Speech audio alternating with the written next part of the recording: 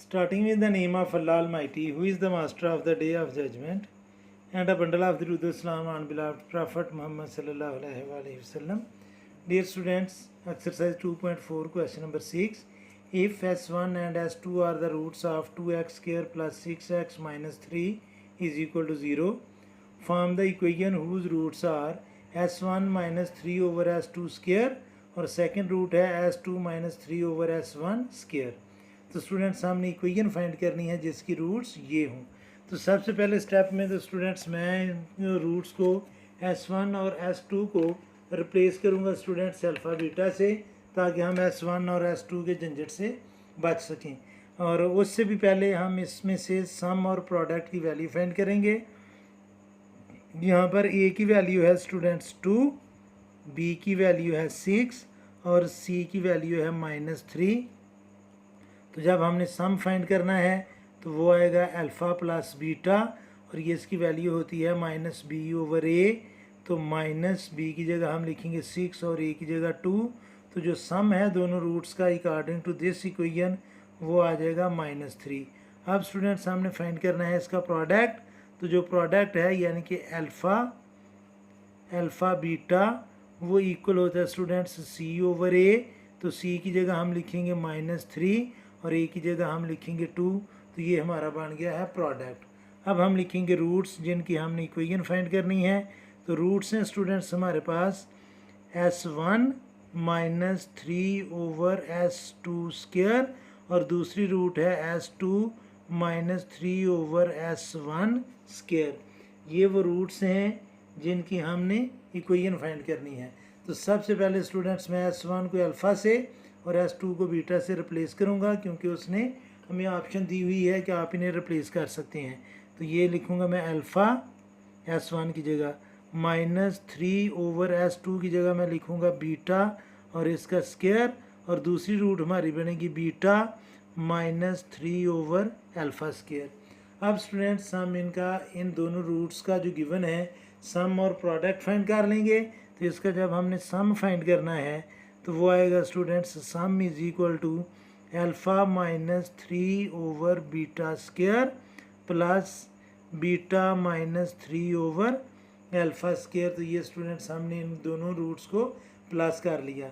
अब alpha plus beta को हम इकट्ठा लिख लेंगे, सम बन गया। और आगे लिखूंगा मैं students -3 over alpha square -3 over beta square.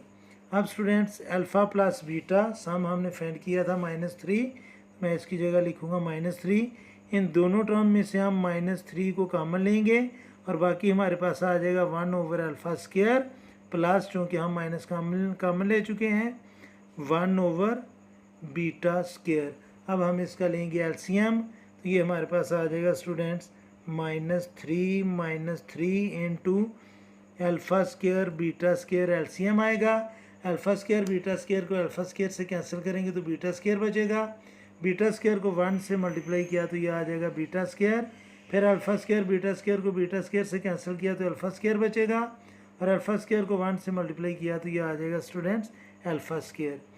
और अब स्टूडेंट्स इसमें हम 2 अल्फ़ा बीटा ऐड भी करेंगे और सब्ट्रैक्ट भी करेंगे। तो ये हमारे पास आ जाएगा -3 ये वाला, फिर -3, और इसमें जो मैं 2 अल्फ़ा बीटा ऐड करूँगा तो वो आ जाएगा alpha plus beta whole square.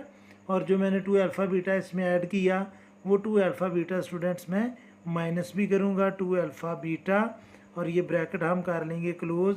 और ये alpha square beta square denominator में है तो मैं इसको डिवीजन फॉर्म में लिख लूँगा अल्फ़ा बीटा होल स्क्वायर, क्योंकि हमारा जो प्रोडक्ट है वो -3/2 है। तो इस डिनोमिनेटर को मैंने डिवीजन फॉर्म में लिख लिया और साथ में मैंने होल स्क्वायर भी लिख लिया।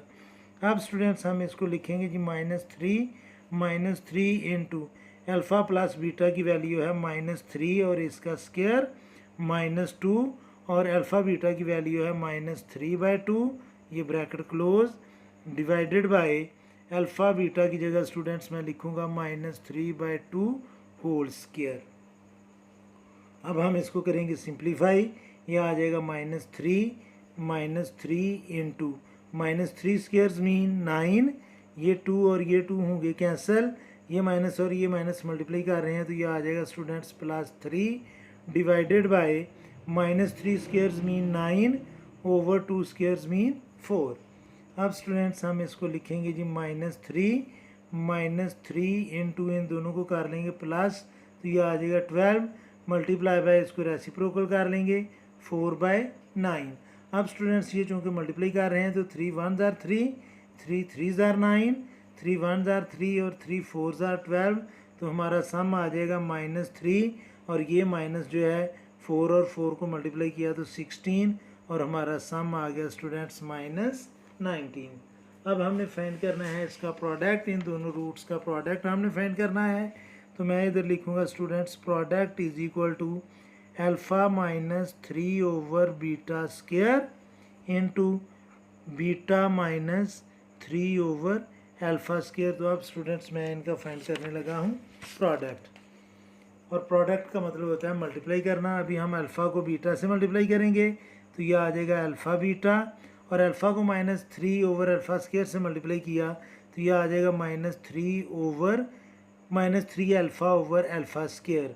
फिर स्टूडेंट्स -3 ओवर बीटा स्क्वायर को बीटा से मल्टीप्लाई करना है तो ये आएगा -3 बीटा ओवर बीटा स्क्वायर। ये माइनस और ये माइनस मल्टीप्लाई करेंगे तो ये बनेगा +3 को 3 से मल्टीप्लाई किया तो 9 over alpha square beta square. तो ये हमने इसका प्रोडक्ट फाइंड किया। अल्फ़ा बीटा की वैल्यू है स्टूडेंट्स -3/2, वो मैंने ले लिया। अब इन दोनों टर्म में से हम कॉमन लेंगे स्टूडेंट्स -3 को, और अल्फ़ा स्क्वायर से कैंसिल होगा तो बाकी 1 पावर बचेगी, बीटा स्क्वायर से बचेगा कैंसिल होगा तो बाकी बीटा की 1 पावर बचेगी। -3 हम कॉमन ले चुके हैं तो ये आ जाएगा 1 ओवर अल्फ़ा, ये -3 भी कॉमन लिया तो ये प्लस बन जाएगा 1 ओवर बीटा प्लस 9, और इसको हम डिवीजन फॉर्म में लिख लेंगे अल्फ़ा बीटा होल स्क्वायर, क्योंकि अल्फ़ा बीटा की वैल्यू है -3/2, तो मैंने डिवीजन फॉर्म में इसको चेंज कर लिया। अब स्टूडेंट्स हम इसको लिखेंगे जी -3/2 -3, और इसके एलसीएम आ जाएगा अल्फ़ा बीटा को अल्फ़ा से डिवाइड किया तो बीटा आएगा, बीटा को 1 से मल्टीप्लाई किया तो बीटा, प्लस बीटा कैंसिल होगा बाकी अल्फ़ा बचेगा तो अल्फ़ा हम ऊपर लगा लेंगे। आगे मैं लिखूँगा +9 डिवाइडेड बाय अल्फ़ा बीटा की जगह हम लिखेंगे 3/2 होल स्क्वायर। अब स्टूडेंट्स हमने वैल्यूज़ पुट करनी है तो ये आ जाएगा जी -3/2 -3, और अल्फ़ा प्लस बीटा की जगह स्टूडेंट्स इसकी वैल्यू है -3, और ये इसको हम डिवीजन फॉर्म में लिख लेते हैं और ये आ जाएगा अल्फ़ा बीटा की वैल्यू है -3/2। यहाँ पर आपको समझ आ गई होगी कि अल्फ़ा प्लस बीटा की जगह -3 और ये डिवाइड कर रहा है तो इसको स्टूडेंट्स मैंने डिवीजन फॉर्म में लिख लिया -3/2, और आगे ये आ जाएगा +9 डिवाइडेड बाय 9/4।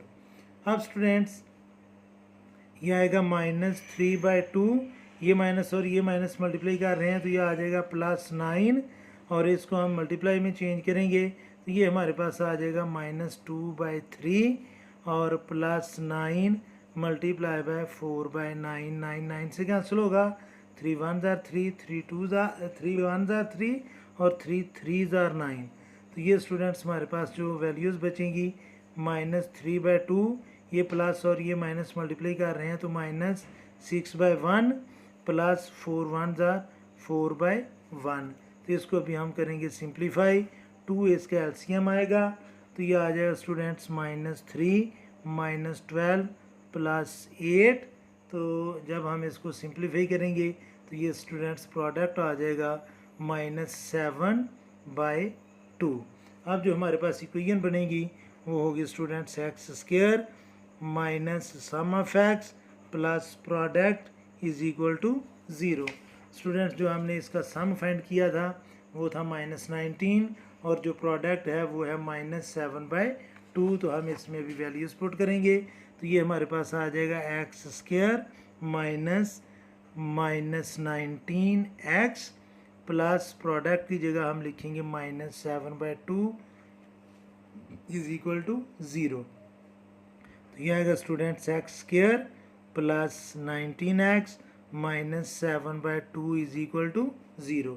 तो ये रिक्वायर्ड इक्वेशन है। अगर हम डिनोमिनेटर ख़त्म करना चाहते हैं तो हम 2 से सबको मल्टीप्लाई कर लेंगे, तो ये आ जाएगा 2x² प्लस 38x माइनस 7, 2 को 0 से मल्टीप्लाई करेंगे तो वो आ जाएगा 0।